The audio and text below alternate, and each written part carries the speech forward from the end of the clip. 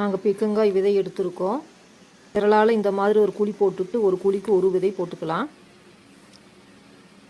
இந்த மாதிரி கோகோபீட் போட்டுட்டு விதையை மூடிட்டு நல்லா விரலால் அமுக்கி விட்டுக்கலாம். நல்லா தண்ணி ஸ்ப்ரே பண்ணிக்கலாம். பீர்க்கங்காய் நாற்றுக்கு 1 வாரம் ஆகுது. நல்லா வளர்ந்துருக்கு. இதோட பீர்க்கங்காய் நாற்றுக்கு 14 நாள் ஆகுது. நல்லா ஆரோக்கியமாக நல்லா வளர்ந்துருக்கு. மண்புழு உரம் 1 கிலோ, ட்ரைகோடெர்மா விரிடி 15 கிராம். மாதிரி நாற்றை பொறுமையாக எடுத்து நட்டுக்கலாம்.